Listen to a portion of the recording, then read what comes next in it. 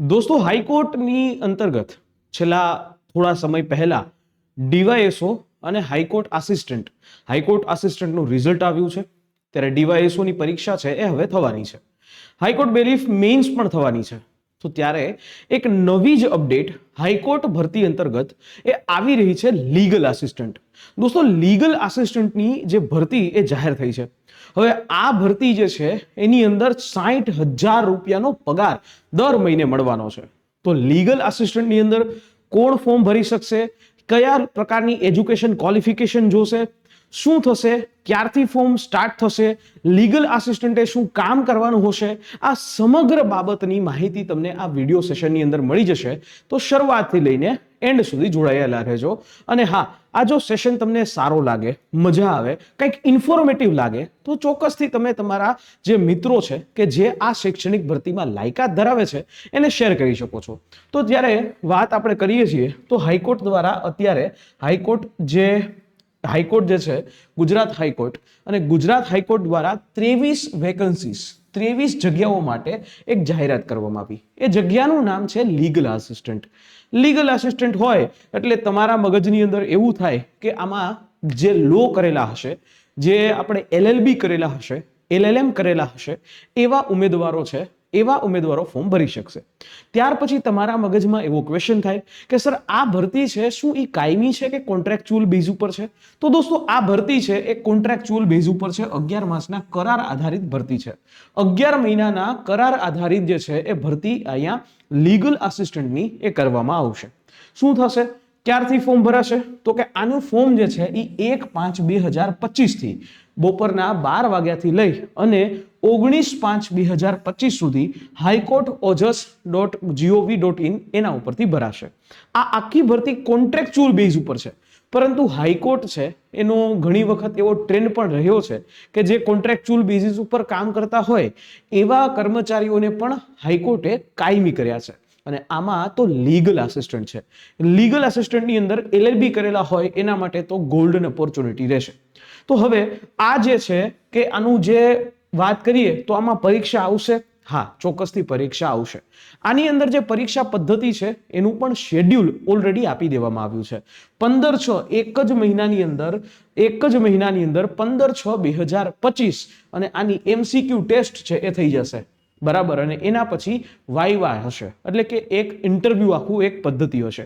અને આવી રીતે એ સિલેક્શન થશે. જે લોકો એ મેરિટમાં આવશે એ લોકોને આ 23 જગ્યાઓ છે એના માટે સિલેક્શન કરવામાં આવશે.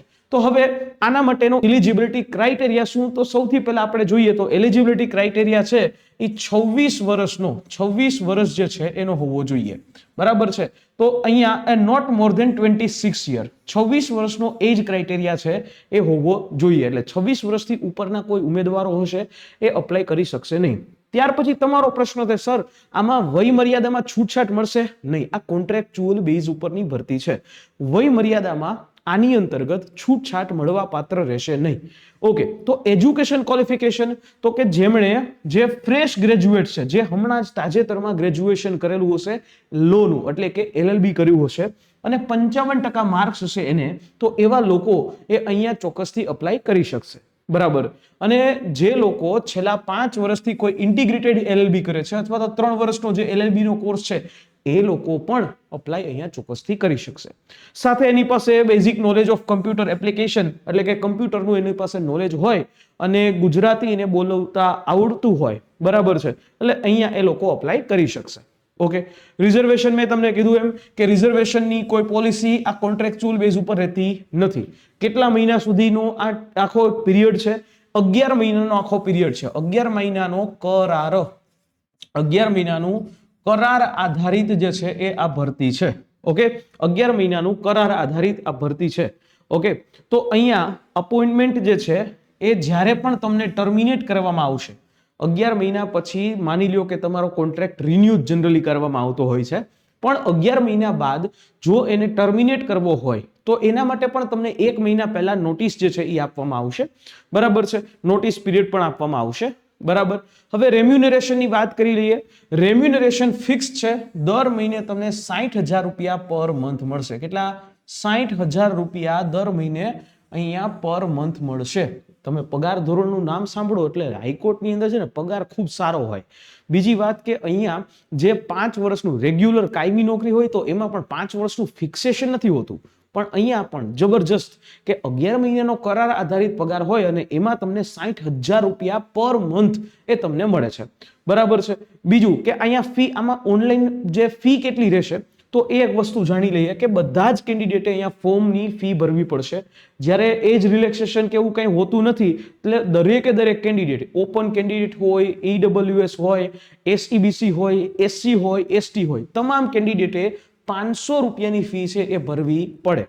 બરાબર, 500 રૂપિયાની ફી છે એ અહીંયા ઓનલાઈન એમણે ભરવી પડશે. બરાબર. હવે એ હાઈકોર્ટની અંતર્ગત કામ કરવાનું છે તો લીગલ આસિસ્ટન્ટની જોબ શું હશે? લીગલ આસિસ્ટન્ટની જોબ હાઈકોર્ટના જજ છે એને લીગલ આસ્પેક્ટથી કોઈ જજમેન્ટ્સ તૈયાર કરવા માટે મદદ કરવાની અથવા તો રિસર્ચ જે છે એ કરવાની મદદ કરવાની. બરાબર છે. કોઈ લીગલ ઇશ્યુઝ જે છે એના ઉપર ઓનરેબલ જજ સાહેબ છે એમને મદદ કરવા માટે આ લીગલ આસિસ્ટન્ટ આ ભરતી એ કરવામાં આવશે. બરાબર. ચોક્કસથી કોન્ટ્રાક્ચ્યુઅલ બેઝ ઉપર છે, પરંતુ આના જે કોન્ટ્રાક્ટ એ હાઈકોર્ટ એ રિન્યુ જે છે જનરલી કરતી હોય છે.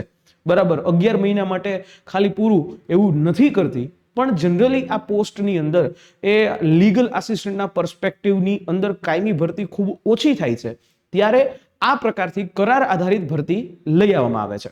અને પગાર ધોરણ ખૂબ સારું છે. જો તમે લો કર્યું હોય તો ચોક્કસથી અહીંયા અપ્લાય કરી શકો છો. બરાબર છે. અને એક વસ્તુ કરી શકો છો, જે પણ વ્યક્તિ અહીંયા લીગલ આસિસ્ટન્ટ તરીકે અપોઇન્ટમેન્ટ થશે એમણે ફૂલ ટાઈમ જે છે એ ફૂલ ટાઈમ કામ કરવું પડશે. બરાબર. ફૂલ ટાઈમ કામ કરવું પડશે. તમારું હેડક્વાર્ટર ગુજરાત હાઈકોર્ટ અમદાવાદ 16 રહેશે અને એ વ્યક્તિ લોયર તરીકેની પ્રેક્ટિસ જે છે એ કરી શકશે નહીં. એટલે કાં તો તમે લોયર બનો, કાં તો તમે હાઈકોર્ટની અંદર જે ઓનરેબલ જજ છે એના લીગલ આસિસ્ટન્ટ તમે બનો. આ રીતેની તમારી આખી જોબ રહેશે અને તમને પબ્લિક હોલિડેઝ જે છે એ અને જ્યારે જરૂર પડે તો એક્સ્ટ્રા એ કામ પણ કરાવી શકશે. આખા વર્ષની અંદર તમને 11 દિવસની પે જે કેઝ્યુઅલ લીવ છે એ તમને આપવામાં આવશે. બાકી જે છે એ તમારા સેલરીમાંથી જે છે એ કટ જે છે એ થઈ શકે છે. અને આની અંદર જે આખી એક પરીક્ષા પદ્ધતિ છે એના આધારે આ 23 જગ્યાઓ ભરવામાં આવશે. તો એ પરીક્ષા પદ્ધતિમાં એક MCQ ટેસ્ટ હશે અને એના પછી વાઇવા, એટલે કે જેને આપણે પર્સનલ જે છે ઇન્ટરવ્યુ કહી શકાય, એ પર્સનાલિટી એ ટેસ્ટ કહી શકાય, એ ઇન્ટરવ્યુ એ રાખવામાં આવશે. એક જે એક્ઝામ છે રિટન ટેસ્ટ MCQ વાળી હશે, જે 100 માર્કની આખી એક પરીક્ષા હશે અને ઇન્ટરવ્યુ જે છે એ 50 માર્કનું હશે. એટલે ટોટલ આની પરીક્ષા પદ્ધતિ છે એ 150 માર્ક જેવી હશે. 150 માર્કની અંદર આખું તમારું મેરિટ બનશે. જ્યાં આપણે વાત કરીએ કે રિટન ટેસ્ટ હશે, એ રિટન ટેસ્ટની અંદર 100 પ્રશ્ન હશે, દરેક પ્રશ્ન માટે 1 માર્ક હશે અને જો તમે ખોટા પ્રશ્ન કર્યા તો નેગેટિવ માર્ક 0.25 એવું થશે. અને આ 13 અલગ અલગ ટોપિક્સ છે, એ 13 અલગ અલગ ટોપિક્સને લઈ અને તમને એ પ્રશ્નો જે છે પૂછવામાં આવશે. MCQ જે છે આ ટેસ્ટ છે, MCQ ટેસ્ટ આ એનો સિલેબસ છે. Constitution of India, code of civil procedure 1908, Indian penal code, બરાબર, ભારતીય ન્યાય સંહિતા, કોડ ઓફ ક્રિમિનલ પ્રોસિજરલ 1973 જેને ભારતીય નાગરિક સુરક્ષા સંહિતા, Indian evidence act, Indian contract act, specific relief act, transfer of property act, limitation act, general knowledge થોડું ઘણું, ઇંગ્લિશ લેંગ્વેજ, કમ્પ્યુટર સ્કિલ અને જનરલ IQ ટેસ્ટ. એટલે આવી રીતે ટોટલ 13 ટોપિક છે અને એ 13 ટોપિકની સાથે તમે અહીંયા ચોક્કસથી અપ્લાય કરી શકો. બરાબર. અને એના પછી હા કે આ જે MCQ વાળી ટેસ્ટ હશે એ આખી ઇંગ્લિશમાં હશે, એ ગુજરાતીમાં નહીં હોય. બરાબર. આ પરીક્ષા ગુજરાતીમાં નહીં હોય. જે લોકો આ ટેસ્ટની અંદર 100 માંથી 50 માર્ક લઈને આવશે એ બધા લોકોનું ઇન્ટરવ્યુ થશે અને એમાં ઇન્ટરવ્યુની અંદર જેટલા માર્ક મળે પછી એ તમારી રિટન ટેસ્ટના માર્ક, MCQ વાળી ટેસ્ટના માર્ક અને ઇન્ટરવ્યુના માર્ક આ બંનેને ભેગા કરીને એ આખું એ તમારું જે મેરિટ છે એ બનશે અને ઈ મેરિટની આધારે તમને આ 23 ની અંદર રિક્રુટમેન્ટ આપવામાં આવશે. 11 મહિનાની એક કરાર આધારિત કેય છે, પરંતુ એને વારંવાર એક્સટેન્ડ કરવામાં આવે છે જનરલી. બરાબર. એટલે કહીએ છીએ કે જે લોકો LLB જસ્ટ હમણાં જ પૂરું કર્યું છે અથવા તો ફ્રેશર્સ છે, ક્યાંક ને ક્યાંક કોઈક જગ્યાએ પ્રેક્ટિસ કરતા હશે, એ લોકો માટે ગુજરાત હાઈકોર્ટની અંદર માનનીય જજ સાહેબ જે છે એમના હાથ નીચે કામ કરવાનો ખૂબ મોટો અનુભવ જે છે એ એમને મળશે. તો આવું એક કામ છે અને ખાસ વાત એ છે કે આની અંદર જે છે એજ જે છે 26 વર્ષ સુધી જ છે, એટલે 26 વર્ષ સુધીના જે એજ વાળા હોય એ લોકો અપ્લાય કરી શકે.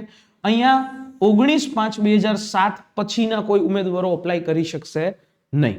ઓકે સર, તો આવી રીતે હાઈકોર્ટની અંદર લીગલ આસિસ્ટન્ટની આ જોબ છે.